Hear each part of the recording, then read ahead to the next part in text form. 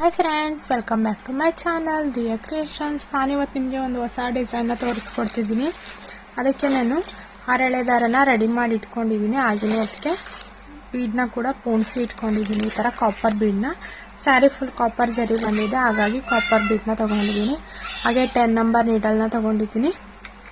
ಹಾಗೆ ಇನ್ನೂ ಒಂಥರ ಈ ಥರ ಬಿಗ್ ಸೈಜ್ ಬೀಡನ್ನ ತೊಗೊಂಡಿದ್ದೀನಿ. ಕಾಪರ್ ಕಲರ್ದು, ಸ್ಮಾಲ್ ಸೈಜ್ದು, ಬಿಗ್ ಸೈಜ್ದು 2 ಕಾಪರ್ ಕಲರ್ ಬೀಡ್ ತೊಗೊಂಡಿದ್ದೀನಿ. ಈಗ ಸ್ಯಾರಿ ನೋಡ್ಕೊಳ್ಳೋಣ. ಸ್ಯಾರಿ ನೋಡಿ, ಇಲ್ಲಿ ಕಲರ್ ಸ್ಯಾರಿ ಬಂದಿದೆ, ಅಂದರೆ ಪ್ಯಾರೆಟ್ ಗ್ರೀನ್ ಕಲರ್. ಈ ಥರ ಬಿಗ್ ಬಾರ್ಡರ್ ಸ್ಯಾರಿ ಇದು. ಇದಕ್ಕೆ ನಾವೀಗ ಒಂದು ಸಿಂಪಲ್ ಎಲ್ಲ ಗ್ರ್ಯಾಂಡ್ ಎಲ್ಲ ಆ ಥರ ಮೀಡಿಯಮ್ ಆಗಿರೋ ಒಂದು ಡಿಸೈನ್ನ ಟ್ರೈ ಮಾಡೋಣ. ಈಗ ಯಾವ ಥರ ಸ್ಟಾರ್ಟ್ ಮಾಡೋದು ಅಂತ ನೋಡ್ಕೊಳ್ಳೋಣ. ಇಲ್ಲಿ ಸ್ಟಾರ್ಟಿಂಗ್ 2 ಟೈಮ್ ಲಾಕ್ ಮಾಡ್ಕೊಳ್ಳೋಣ. ಯಾವುದೇ ಡಿಸೈನ್ ಸ್ಟಾರ್ಟ್ ಮಾಡುವಾಗ ಸ್ಯಾರಿಗೆ ಫಸ್ಟ್ 2 ಟೈಮ್ ಲಾಕ್ ಮಾಡಿಬಿಟ್ಟು ಸ್ಟಾರ್ಟ್ ಮಾಡ್ತೀನಿ. ಲಾಕ್ ಮಾಡಿ 2 ಟೈಮ್ ಹಿಂದೆ ಇರೋ ನಾಟ್ನ ಲಾಸ್ಟಿಗೆ ಕಂಪ್ರೆಸ್ ಮಾಡಿಬಿಟ್ಟು, ಇಲ್ಲಿ ಇರುತ್ತಲ್ಲ ಹಿಂದೆ ನಾಟು, ಅದನ್ನು ಇಲ್ಲಿಂದ ನಾನು 1 2 ಚೈನ್ನ ಹಾಕ್ತೀನಿ. ಹಾಗೆ ಡೈರೆಕ್ಟಾಗಿ ಅಲ್ಲಿಂದ 1 ಟೈಮ್ ದಾರ ಸುತ್ಕೊಳ್ತೀನಿ. ಪಕ್ಕದ 1 ಇಂಚಷ್ಟು 2 ಪಾಯಿಂಟಷ್ಟು ಗ್ಯಾಪ್ ಇಟ್ಬಿಟ್ಟು ನೀಡಲ್ನ ಹಾಕಿ ಥ್ರೆಡ್ನ ತಗೊಳ್ತೀನಿ. ಅಂದರೆ ಇಲ್ಲಿ ಡಬಲ್ ಕ್ರೋಶನ ಮಾಡ್ತಿದ್ದೀನಿ. 2ರಲ್ಲೊಂದು ನೋಡ್ಕೊಳ್ಳಿ, ಗೊತ್ತಾಗ್ತಿದೆ ಅಲ್ವಾ? ಈಗ ನೋಡಿ, ಒಂದು ಕಂಬ ಮಾಡಿದ್ದೀವಲ್ವಾ, ಈಗ ಮತ್ತೆ ಸೇಮ್ ಒಂದು ಸಲ ದಾರ ಸುತ್ಕೊಂಡು ಸೇಮ್ ಗ್ಯಾಪ್ಗೆ ಅದೇನು ಕಂಬ ಮಾಡಿದ್ದೀವೋ ಅಲ್ಲಿಗೇನೆ ನಾನು ನೀಡಲ್ ಹಾಕಿ, ಪಕ್ಕದಕ್ಕಲ್ಲ, ಅಲ್ಲಿಗೆ ಸೇಮ್ ಗ್ಯಾಪ್ಗೆ ನೀಡಲ್ ಹಾಕಿ ಡಬಲ್ ಕ್ರೋಶ, ಮತ್ತೆ ಇನ್ನೂ ಒಂದು ಸಲ ಅಲ್ಲೇ ಸೇಮ್ ಗ್ಯಾಪ್ಗೆ ಡಬಲ್ ಕ್ರೋಶ. ನೋಡಿ, ನಾನು ಸೇಮ್ ಗ್ಯಾಪ್ಗೆ 3 ಡಬಲ್ ಕ್ರೋಶ ಮಾಡಿದೆ. ಆ ಕಡೆ ಈ ಕಡೆ ಸೈಡಿಗಲ್ಲ, ಸೇಮ್ ಒಂದೇ ಗ್ಯಾಪಿಗೆ 3 ಡಬಲ್ ಕ್ರೋಶ ಮಾಡಿದೆ. ಈಗ ಇಲ್ಲಿ ನಾನು ದಾರನ ಮೇಲ್ ಮಾಡಿ ಇದೇನು ಬಿಗ್ ಸೈಜ್ ಬೀಡ್ ತಗೊಂಡಿದ್ನೋ ಅದನ್ನ ಒಂದು ಇನ್ಸರ್ಟ್ ಮಾಡ್ಕೊಳ್ತೀನಿ.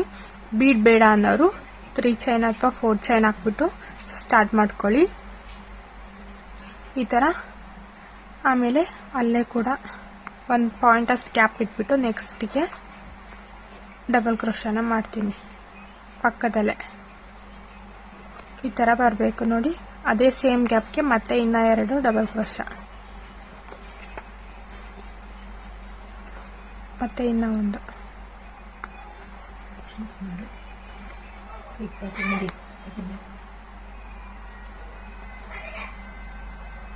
ಈ ಥರ ಬರುತ್ತೆ ನೋಡಿ. ಈ ಕಡೆ 3 ಕಂಬ, ಈ ಕಡೆ 3 ಕಂಬ, ಮಧ್ಯ ಬೀಡ್ ಬರುತ್ತೆ. ಈಗ ಬ್ಯಾಕ್ಗೆ ಟರ್ನ್ ಮಾಡ್ಕೊಳ್ತೀನಿ.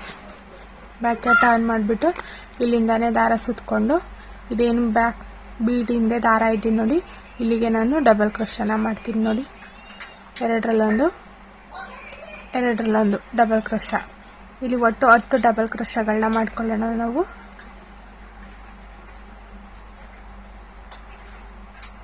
ನೀವು ಇಲ್ಲಿ ತ್ರಿಬಲ್ ಕ್ರೋಶ ಆದರೂ ಮಾಡ್ಕೋಬೋದು, ಡಬಲ್ ಕ್ರೋಶ ಆದರೂ ಮಾಡ್ಕೋಬೋದು. ನಾನು ಡಬಲ್ ಕ್ರೋಶನೇ ಮಾಡ್ತಿದ್ದೀನಿ. ಸ್ವಲ್ಪ ಲೆಂತ್ ಇರಲಿ ಅನ್ನೋರು ತ್ರಿಬಲ್ ಕ್ರೋಶ ಮಾಡ್ಕೊಳ್ಳಿ, ಇಲ್ಲ ಇಷ್ಟೇ ಸಾಕು ಅನ್ನೋರು ಡಬಲ್ ಕ್ರೋಶನೇ ಮಾಡ್ಕೊಳ್ಳಿ. ತುಂಬ ಈಸಿ ಡಿಸೈನ್ ಇದು. ಒಂದೇ ಸ್ಟೆಪ್ಪಲ್ಲಿ ಬಿಗ್ ಆಗಿ ಬರುತ್ತೆ, ಚೆನ್ನಾಗಿ ಬರುತ್ತೆ. ನೋಡ್ತಾ ಪ್ರಾಕ್ಟೀಸ್ ಮಾಡಿ. ಬಿಗಿನರ್ಸ್ ಕೂಡ ಟ್ರೈ ಮಾಡಿ, ಬೇಗ ಹೆಲ್ಪ್ ಆಗುತ್ತೆ ನಿಮಗೆ ಕಲಿಯೋದಕ್ಕೆ. ಹಾಗೆ ಹೊಸೊಬ್ರು ನೋಡ್ತಾ ಇದ್ರೆ ಸಬ್ಸ್ಕ್ರೈಬ್ ಮಾಡೋದನ್ನ ಮರಿಬೇಡಿ. ನಾನು ಹೊಸ ವೀಡಿಯೋಸ್ ಹಾಕ್ತಿರ್ತೀನಿ. ಎಲ್ಲ ವೀಡಿಯೋಸ್ ನಿಮಗೆ ತಲುಪಬೇಕಂದ್ರೆ ಬೆಲ್ ಐಕಾನ್ ಮೇಲೆ ಕ್ಲಿಕ್ ಮಾಡಿ ಆಲ್ ಆಪ್ಷನ್ನ ಸೆಲೆಕ್ಟ್ ಮಾಡ್ಕೊಳ್ಳಿ. ಆಗ ನಾನು ಹಾಕೋ ಎಲ್ಲ ವೀಡಿಯೋಸ್ ನಿಮಗೆ ತಲುಪುತ್ತೆ. ಅನಿಸುತ್ತೆ 12 ಹಾಕ್ಕೊಳ್ಳೋಣ.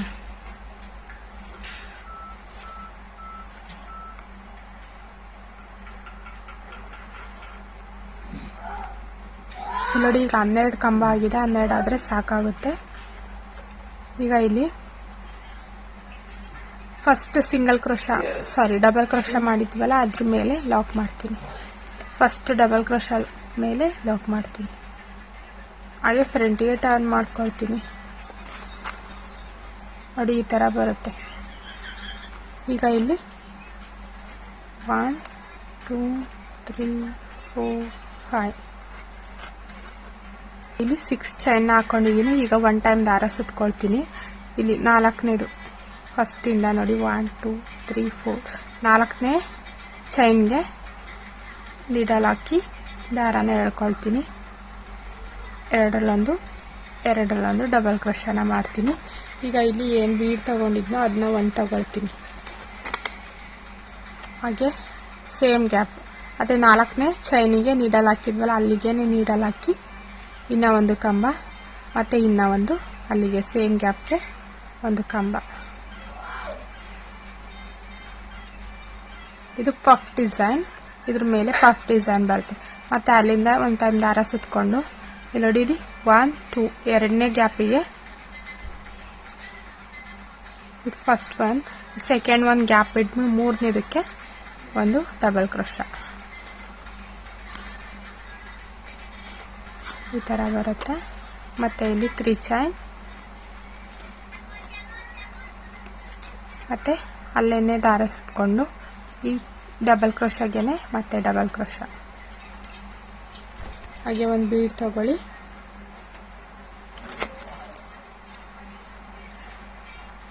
ಮತ್ತೆ ಡಬಲ್ ಕ್ರೋಶ,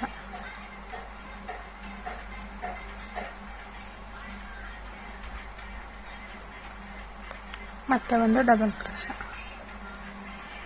ಒಟ್ಟಿಲಿ 3 ಡಬಲ್ ಕ್ರೋಶಗಳನ್ನ ಮಾಡಬೇಕು. 3 ಚೈನು ಸೇರಿ 4 ಆಗುತ್ತೆ. 3 ಡಬಲ್ ಕ್ರೋಶ, 1 3 ಚೈನ್, ಮತ್ತೆ ಒಂದು ಟೈಮ್ ದಾರ ಸುತ್ತಕೊಂಡು ಒಂದು ಈಗ ಇಲ್ಲಿ ಮಾಡಿದ್ದೀವಿ ಒಂದು ಡಬಲ್ ಕ್ರೋಶ, ಅದರಲ್ಲಿ ಮಧ್ಯ ಒಂದು ಗ್ಯಾಪ್ ಇಟ್ಬಿಟ್ಟು ನೆಕ್ಸ್ಟ್ ಒನ್ಗೆ ಡಬಲ್ ಕ್ರೋಶ.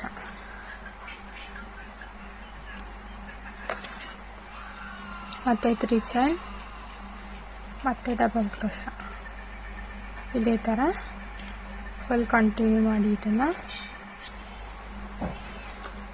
ಇಲ್ಲಿ ನೋಡಿ, ಇಲ್ಲಿ ಲಾಸ್ಟ್ನೇ ಕಂಬದವರೆಗೂ ಈಗ ಮಾಡಿದ್ದೀನಿ ಇದನ್ನು.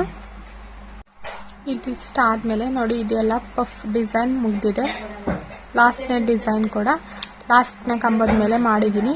ಈಗ ಇಲ್ಲಿಂದ ಡೈರೆಕ್ಟಾಗಿ ಒಂದ್ಸಲ ದಾರ ಸುತ್ತಕೊಂಡು ಇಲ್ಲಿ ಲಾಸ್ಟ್ ಕಂಬ ಇದೆಯಲ್ಲ, ಇಲ್ಲಿ 3 ಡಬಲ್ ಕ್ರೋಶ ಮಾಡಿದ್ವಲ್ಲ, ಲಾಸ್ಟ್ನೇ ಕಂಬಕ್ಕೆ ಒಂದು ಡಬಲ್ ಕ್ರೋಶನ ಮಾಡ್ಕೋಬೇಕು. ಈ ಥರ ಡಬಲ್ ಕ್ರೋಶನ ಮಾಡಿ ಹಾಗೆ ಒಂದು ಚೈನ್ ಹಾಕ್ಕೊಂಡು ಇದನ್ನು ಇಲ್ಲಿ ಲಾಕ್ ಮಾಡಬೇಕು.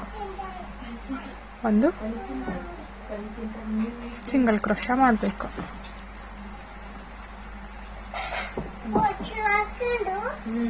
ಈ ಥರ ಮತ್ತೆ ಇನ್ನೂ ಒಂದು ಸಿಂಗಲ್ ಕ್ರೋಶನ ಮಾಡ್ತೀನಿ. ಹಾಗೆ 5 ಚೈನ್ ಹಾಕ್ತೀನಿ, ಲಾಕ್ ಮಾಡ್ತೀನಿ.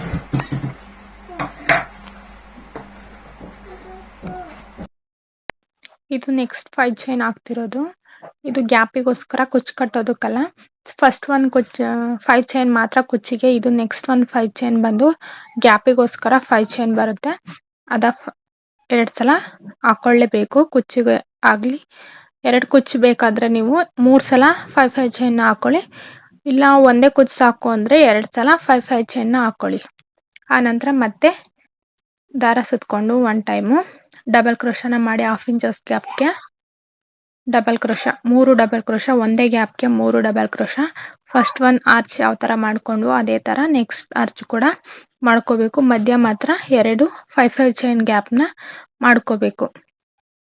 ಈ ಥರ 3 ಕಂಬ ಆದಮೇಲೆ ಒಂದೇ ಗ್ಯಾಪ್ಗೆ ಒಂದು ಬೀಡ್ನ ಇನ್ಸರ್ಟ್ ಮಾಡ್ಕೋಬೇಕು. ಬೀಡ್ನ ಇನ್ಸರ್ಟ್ ಮಾಡಿಬಿಟ್ಟು ಲಾಕ್ ಮಾಡಿ ಸೇಮ್ ಫಸ್ಟ್ ಆರ್ಚ್ನ ಯಾವ ಥರ ಹೇಳ್ಕೊಟ್ನೋ ಅದೇ ಥರ ಕಂಟಿನ್ಯೂ ಮಾಡ್ಕೊಂಡೋಗಿ. ಓಕೆನಾ? ಈ ಕಡೆ ಕೂಡ ಸೇಮ್ 3 ಡಬಲ್ ಕ್ರೋಶಸ್ನ ಮಾಡ್ಕೋಬೇಕು.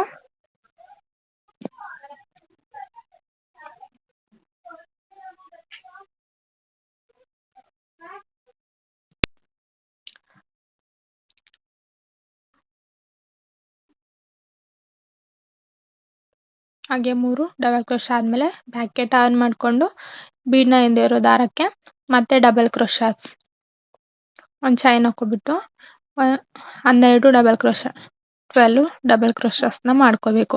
ಇದನ್ನ ಈಗ ಫುಲ್ ಕಂಪ್ಲೀಟ್ ಮಾಡ್ಕೊಳ್ಳಿ. ನೆಕ್ಸ್ಟ್ ಫೈನಲ್ ಆಗಿ ಯಾವ ಥರ ರೆಡಿ ಇದೆ ಅಂತ ತೋರಿಸ್ಕೊಡ್ತೀನಿ.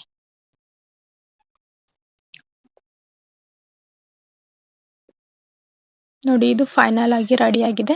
ಮಧ್ಯ ಒಂದೊಂದು ಕುಚ್ಚನ್ನ ಕಟ್ಟಿದ್ದೀನಿ. ಇಲ್ಲಿ ಯಾಕೆ ಗೊತ್ತಾ 5 ಚೈನ್ ಗ್ಯಾಪ್ ಇಟ್ಟಿರೋದು? ನೋಡಿ, ಇಲ್ಲಿ ಕವರ್ ಆಗುತ್ತೆ ಆರ್ಚು. ಈ ಕಡೆ ಆರ್ಚಿಗೆ ಲಾಕ್ ಮಾಡೋದಿಲ್ವಲ್ಲ, ಹಾಗಾಗಿ ಪಫ್ ಡಿಸೈನ್ ಮಾಡೋದ್ರಿಂದ ಇದು 5 ಚೈನ್ ಮಾಡಿದ್ರೆ ಅಲ್ಲಿ ಗ್ಯಾಪ್ ಉಳ್ಕೊಳುತ್ತೆ. ಆಗ ಆರ್ಚಿಗೆ ಸ್ವಲ್ಪ ಗ್ಯಾಪ್ ಸಿಗುತ್ತಲ್ಲ, ಅದಕ್ಕೋಸ್ಕರ ಮಾಡಿರೋದು. Thank you guys, bye bye.